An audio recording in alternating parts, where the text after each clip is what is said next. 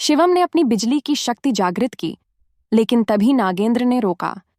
यह सिर्फ युद्ध नहीं है, यह परीक्षा है। तुम्हें शक्ति से अधिक बुद्धि का प्रयोग करना होगा। शिवम ने समझ लिया कि यह लड़ाई सिर्फ ताकत से नहीं जीती जा सकती। उसने अपनी ऊर्जा को संतुलित किया और अपनी नई शक्ति नाग दृष्टि का प्रयोग किया। अचानक उसे योद्धाओं की चालें साफ दिखाई देने लगीं। उसने उनका हर वार पहले से ही भांप लिया और एक एक करके सभी को पराजित कर दिया। मंदिर के द्वार खुल गए और शिवम को एक सुनहरी रोशनी दिखाई दी। यह नागलोक की छिपी हुई शक्ति थी, जो केवल एक सच्चे योद्धा को ही प्राप्त हो सकती थी। शिवम मंदिर से बाहर निकला। उसकी आंखों में नई शक्ति की चमक थी, लेकिन जैसे ही उसने कदम बढ़ाया, अचानक पूरा वातावरण बदल गया। आसमान काला पड़ गया, हवाएं तेज हो गईं और जमीन पर कंपन महसूस होने लगा। नागेंद्र ने गंभीर स्वर में कहा, अब तुम्हारी अंतिम परीक्षा शुरू हो रही है। यह नागलोक की सबसे कठिन चुनौती है। शिवम ने चारों ओर देखा। तभी उसके सामने एक विशाल मंच प्रकट हुआ, जहां 4 अलग-अलग दिशाओं से 4 नाग योद्धा प्रकट हुए। ये साधारण योद्धा नहीं थे, बल्कि नागलोक के सबसे पुराने रक्षक थे, जिनकी आत्माएं इस स्थान की रक्षा के लिए बांध दी गई थीं। पहला योद्धा, जिसका शरीर पूरी तरह पत्थर से बना था, आगे आया। उसने कहा, अगर तुम्हें नागलोक का उत्तराधिकारी बनना है, तो तुम्हें अपनी शक्ति से नहीं, बल्कि अपने धैर्य से जीतना होगा। शिवम ने अपने अंदर की ऊर्जा को संतुलित किया और एक शांत मुद्रा में खड़ा रहा। पत्थर योद्धा ने वार किया, लेकिन शिवम ने अपनी ऊर्जा को नियंत्रित कर उसके वार को अवशोषित कर लिया। कुछ ही क्षणों में पत्थर योद्धा धूल में बदल गया। अब दूसरा योद्धा आगे बढ़ा। उसका शरीर आग की लपटों से बना था। उसने गरज कर कहा, शक्ति का सही उपयोग करना सीखो। जो शक्ति को केवल विनाश के लिए प्रयोग करता है, वह इसे खो देता है।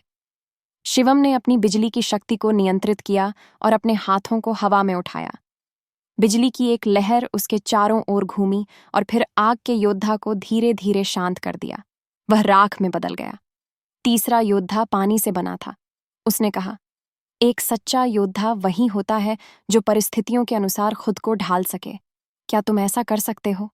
शिवम ने अपनी सांसों को नियंत्रित किया और अपनी गति को जल की तरह बना लिया। उसने धीरे धीरे पानी के योद्धा को हराया और वह पानी की बूंदों में बदलकर विलीन हो गया। अब चौथा और अंतिम योद्धा सामने आया। उसका शरीर छाया से बना था। उसने कहा, क्या तुम अपने सबसे बड़े डर का सामना कर सकते हो? अचानक चारों ओर अंधकार छा गया और शिवम को अपनी पुरानी यादें दिखने लगीं। वह क्षण जब उसने अपने माता पिता को खो दिया था, जब उसने खुद को कमजोर महसूस किया था। लेकिन इस बार उसने इन यादों से भागने के बजाय उन्हें स्वीकार किया। उसने कहा, मैं अपने अतीत से डरता नहीं, मैं उससे सीखता हूं। छाया योद्धा मुस्कुराया और धीरे धीरे हवा में विलीन हो गया। शिवम ने चारों परीक्षाएं पास कर ली थीं। अचानक मंच के केंद्र में एक तेज रोशनी फैली और एक अदृश्य शक्ति ने शिवम को अपने अंदर समा लिया। उसके अंदर एक नई ऊर्जा का संचार हुआ और अब वह केवल एक साधारण योद्धा नहीं, बल्कि नागलोक का सच्चा उत्तराधिकारी बन चुका था। शिवम के शरीर में नई शक्ति का संचार हो चुका था। जैसे ही उसने आंखें खोलीं, वह खुद को एक विशालकाय नाग मंदिर के सामने खड़ा पाया। यह मंदिर किसी भी अन्य स्थान से अलग था। यहाँ हवा में मंत्रों की गूंज थी और चारों ओर प्राचीन नाग लिपियों से सजी हुई दीवारें थीं। नागेंद्र ने गंभीर स्वर में कहा, अब तुम्हें नागलोक का अंतिम रहस्य जानना होगा। ये शक्ति केवल तुम्हें नहीं मिली है, ये तुम्हारी परीक्षा का एक हिस्सा थी। शिवम ने मंदिर के दरवाजे को छुआ और अचानक पूरा मंदिर ऊर्जा से झिलमिलाने लगा। एक प्राचीन आवाज गूंजी, जो भी इस शक्ति को धारण करता है, उसे नागलोक की सच्चाई का सामना करना पड़ता है। अचानक शिवम के सामने एक जलमय दर्पण प्रकट हुआ, जिसमें नागलोक का इतिहास उभरने लगा। उसे दिखा कि हजारों वर्ष पूर्व नागलोक केवल एक शक्ति का केंद्र नहीं था, बल्कि यहाँ देवताओं और असुरों के बीच एक घातक युद्ध हुआ था। नागराज ने इस शक्ति को छुपा दिया ताकि कोई भी इसका दुरुपयोग न कर सके, लेकिन अब कोई और भी इस शक्ति को पाने की कोशिश कर रहा था। एक अंधेरे से घिरी आकृति मंदिर के पीछे प्रकट हुई। यह वही था जिसका जिक्र नागेंद्र पहले कर चुका था, काल सर्प के पीछे का असली मास्टर। तुम्हें लगा कि यह शक्ति तुम्हारी है? वह आकृति हंसी। यह शक्ति सदियों से मेरे लिए सुरक्षित थी और अब मैं इसे वापस लेने आया हूं। शिवम ने अपनी ऊर्जा को समेटा और मुकाबले के लिए तैयार हुआ। लेकिन यह कोई साधारण लड़ाई नहीं थी। यह नागलोक के अस्तित्व की अंतिम लड़ाई थी। शिवम के सामने खड़ी अंधकारमयी आकृति धीरे धीरे स्पष्ट होने लगी। यह कोई और नहीं बल्कि नागलोक के सबसे पुराने और खतरनाक शत्रु काल सर्प का असली स्वामी था। उसकी आंखें जलती हुई लाल थीं और उसके चारों ओर काले धुएं की लपटें घूम रही थीं। शिवम, तुमने बहुत लंबा सफर तय किया, उसकी आवाज गूंजी। लेकिन क्या तुम सच में सोचते हो कि नागलोक की यह शक्ति तुम्हारे योग्य है? यह शक्ति मुझसे छीनी गई थी और अब मैं इसे वापस लेने आया हूं। शिवम ने अपनी ऊर्जा को केंद्रित किया और जवाब दिया, शक्ति उन्हीं के लिए होती है जो इसे सही तरीके से इस्तेमाल कर सके। नागलोक की रक्षा के लिए मैं किसी भी हद तक जा सकता हूं। काल सर्प हंसा और उसी क्षण आकाश में अंधेरा छा गया। तेज हवाएं चलने लगीं और चारों ओर से नाग योद्धाओं की प्राचीन आत्माएं जाग उठीं। ये वे योद्धा थे जो हजारों साल पहले नागलोक की रक्षा के लिए लड़े थे और अब उनकी आत्माएं काल सर्प के वश में थीं। शिवम समझ गया कि यह लड़ाई साधारण नहीं होगी। उसने अपनी बिजली की शक्ति जागृत की और जैसे ही वह आगे बढ़ा, काल सर्प ने अपने हाथों से एक भयानक ऊर्जा छोड़ी जिससे धरती कांप उठी। शिवम ने अपनी पूरी शक्ति से एक वार किया, लेकिन काल सर्प ने उसे आसानी से रोक लिया। तभी नागेंद्र ने आगे बढ़कर कहा, शिवम, केवल शक्ति से यह युद्ध नहीं जीता जा सकता। तुम्हें नागलोक की गुप्त विद्या को अपनाना होगा। शिवम ने ध्यान केंद्रित किया और नागलोक के प्राचीन ग्रंथों में वर्णित एक गुप्त मंत्र का उच्चारण किया। जैसे ही उसने मंत्र पूरा किया, चारों ओर से सुनहरी रोशनी निकलने लगी और नागलोक की असली शक्ति जाग उठी। कालसर्प ने अपने सारे दैत्य योद्धाओं को एक साथ शिवम पर हमला करने का आदेश दिया, लेकिन शिवम ने अपनी नई शक्ति से एक अद्भुत ढाल बनाई जिससे सभी वार बेअसर हो गए।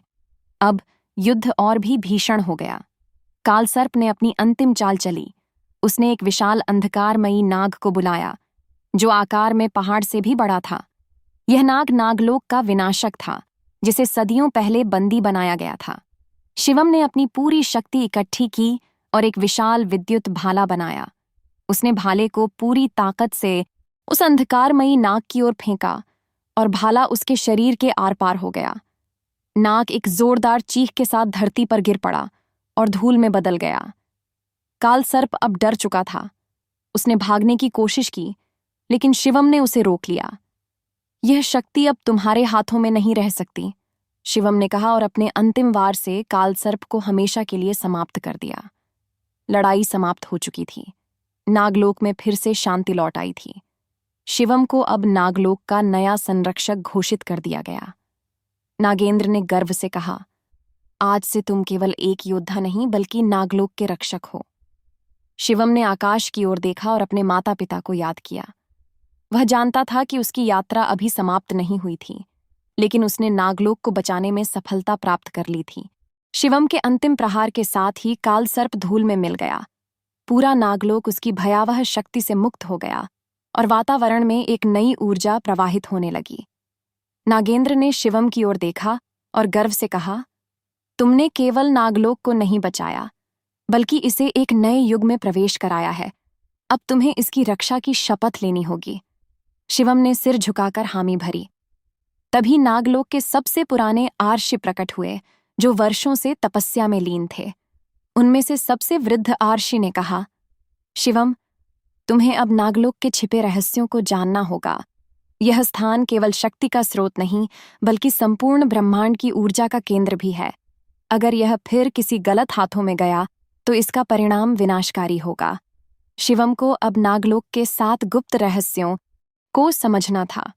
ये रहस्य किसी भी साधारण व्यक्ति के लिए नहीं थे, बल्कि केवल वही उन्हें जान सकता था जो नागलोक का असली उत्तराधिकारी होता। 1. प्रथम रहस्य, नाग शक्ति का मूल स्रोत। शिवम को बताया गया कि नागलोक की शक्ति केवल नागमणि से नहीं आती, बल्कि यह एक दिव्य ऊर्जा से जुड़ी है जिसे ब्रह्मास्त्र ऊर्जा कहते हैं। 2. द्वितीय रहस्य, नागलोक की रक्षक आत्माएं। हजारों वर्षों से नागलोक की रक्षा कुछ अदृश्य आत्माएं कर रही थीं, जो केवल सही व्यक्ति को दिखती थीं। 3. तृतीय रहस्य, समय द्वार। नागलोक में एक ऐसा द्वार था जो अतीत और भविष्य को जोड़ता था। 4. चतुर्थ रहस्य, नाग गुरु का अभिशाप। एक पुराने नाग गुरु ने नागलोक को श्राप दिया था कि जब तक एक सच्चा नागयोद्धा नहीं आएगा, तब तक नागलोक पूरी तरह सुरक्षित नहीं होगा। पंचम रहस्य, शक्ति का संतुलन। नागलोक में शक्ति का संतुलन बनाए रखना बेहद आवश्यक था, क्योंकि अगर यह बिगड़ा तो ब्रह्मांड में तबाही मच सकती थी। 6. षष्ठम रहस्य, छुपा हुआ योद्धा। नागलोक के किसी कोने में एक छुपा हुआ योद्धा था जो शिवम के लिए सबसे बड़ा रहस्य था। 7. सप्तम रहस्य, अंतिम परीक्षा। नागलोक का असली रक्षक बनने के लिए शिवम को एक अंतिम परीक्षा से गुजरना था। यह परीक्षा अब तक की सबसे कठिन होने वाली थी। नागेंद्र ने शिवम को अंतिम परीक्षा के लिए तैयार रहने को कहा। यह परीक्षा केवल शक्ति की नहीं, बल्कि धैर्य, बुद्धि और साहस की होगी, नागेंद्र ने कहा। शिवम को एक प्राचीन मंदिर में भेजा गया, जहां उसने एक विशाल पत्थर का दरवाजा देखा। जैसे ही उसने उसे छूने की कोशिश की, एक तेज रोशनी चमकी और वह किसी दूसरे आयाम में पहुंच गया। इस नए स्थान पर समय की गति अलग थी। शिवम ने देखा कि यहाँ चारों ओर सिर्फ अंधेरा था। तभी एक गूंजती हुई आवाज आई, अगर तुम सच में नागलोक के योग्य हो तो अपने डर का सामना करो। अचानक शिवम के सामने उसके पुराने शत्रु प्रकट होने लगे। काल सर्प फिर से जीवित हो गया, लेकिन इस बार और भी ज्यादा ताकतवर। उसने शिवम पर हमला किया, लेकिन शिवम को एहसास हुआ कि यह सिर्फ एक मानसिक परीक्षा थी। अगर वह अपने डर को जीत लेता तो यह सब गायब हो जाता। शिवम ने अपनी ऊर्जा को नियंत्रित किया, अपनी आंखें बंद कीं और अपने भीतर की शक्ति को जागृत किया। जैसे ही उसने अपने भय को स्वीकार किया, काल सर्प और बाकी शत्रु धुएं में बदल गए। दरवाजा खुल गया और शिवम वापस वास्तविकता में लौट आया। अब शिवम पूरी तरह से नागलोक का नया संरक्षक बन चुका था। उसने अपनी नई शक्तियों को समझा और नागलोक को एक नए युग में ले जाने का प्रण लिया। लेकिन कहानी यहीं खत्म नहीं हुई। नागेंद्र ने शिवम को एक रहस्यमयी ग्रंथ दिया, जिसमें एक और बड़े खतरे की भविष्यवाणी थी। ये खतरा नागलोक से भी बड़ा था, एक ऐसी शक्ति जो पूरे ब्रह्मांड को खतरे में डाल सकती थी। शिवम ने ग्रंथ खोला और पढ़ा, जब नागलोक की शक्ति जागेगी, तब एक छाया इसके विनाश के लिए उठेगी। केवल सच्चा योद्धा ही इसे रोक सकता है। शिवम जानता था कि उसकी यात्रा अब भी समाप्त नहीं हुई थी। अब उसे नागलोक के बाहर की दुनिया में जाने और उस छाया की सच्चाई को उजागर करने की जरूरत थी। शिवम अब नागलोक का संरक्षक बन चुका था, लेकिन उसकी यात्रा अभी समाप्त नहीं हुई थी। प्राचीन ग्रंथ में लिखी भविष्यवाणी सच होने लगी थी। एक छाया धीरे धीरे पूरे ब्रह्मांड को अपने अंधकार में समेट रही थी। नागेंद्र ने कहा, यह शक्ति नागलोक से बाहर की है। इसे रोकने के लिए तुम्हें अपनी सीमा से बाहर जाना होगा। शिवम ने नागलोक की शक्ति को समेटा और एक विशेष द्वार की ओर बढ़ा, जो केवल नागलोक का रक्षक ही पार कर सकता था। जैसे ही उसने कदम रखा, उसे लगा जैसे समय और स्थान दोनों ही बदल रहे हों। अगला क्षण वह एक अजीब रहस्यमयी भूमि में था। यह कोई साधारण स्थान नहीं था, बल्कि एक प्राचीन युद्ध भूमि थी, जहां सदियों पहले देवताओं और असुरों के बीच भयंकर संग्राम हुआ था। यहाँ का वातावरण भारी था, हवा में शक्ति और भय की गूंज थी। जैसे ही शिवम आगे बढ़ा, अचानक उसके सामने एक विशालकाय दरवाजा प्रकट हुआ, जिस पर कई जटिल चिन्ह उकेरे गए थे। यह दरवाजा केवल एक सच्चे योद्धा के खून से खुलेगा, एक गूंजती हुई आवाज आई। शिवम ने अपने हाथ को काटा और कुछ बूंदें दरवाजे पर टपकाईं। अचानक पूरा दरवाजा रोशनी में नहाने लगा और धीरे धीरे खुल गया। अंदर प्रवेश करते ही शिवम ने देखा कि वहां एक विशाल सेना उसकी प्रतीक्षा कर रही थी। ये कोई साधारण योद्धा नहीं थे, बल्कि वे छाया से बने हुए थे। उनके पास कोई ठोस शरीर नहीं था, लेकिन वे शक्ति और गति में अविश्वसनीय थे। पहले ही वार में शिवम को एहसास हो गया कि ये योद्धा उसके पिछले सभी विरोधियों से कहीं अधिक खतरनाक थे। उसने बिजली की शक्ति का उपयोग किया, लेकिन छाया योद्धाओं ने उसे अवशोषित कर लिया। नागेंद्र की आवाज उसके कानों में गूंजी। शिवम, छाया को अंधकार से नहीं बल्कि प्रकाश से हराया जाता है। अपनी आत्मा के भीतर के प्रकाश को खोजो। शिवम ने अपनी आंतरिक शक्ति को केंद्रित किया और अपनी ऊर्जा को शुद्ध प्रकाश में बदल दिया। जैसे ही वह शक्ति चारों ओर फैली, छाया योद्धा धीरे धीरे पिघलने लगे और अंततः विलीन हो गए। जब सभी योद्धा नष्ट हो गए तो एक गहरी हंसी गूंजी। अंधेरे से एक आकृति प्रकट हुई। यह छाया सम्राट था जो पूरी ब्रह्मांडीय शक्ति को अपने अधीन करना चाहता था। अच्छा, तो तुम ही हो वह योद्धा जो मुझे रोकना चाहता है? उसकी आवाज हवा में गूंजी। शिवम ने कमर कस ली। यह युद्ध सिर्फ नागलोक के लिए नहीं बल्कि पूरे ब्रह्मांड के भविष्य के लिए था। असली संग्राम अब शुरू होने वाला था।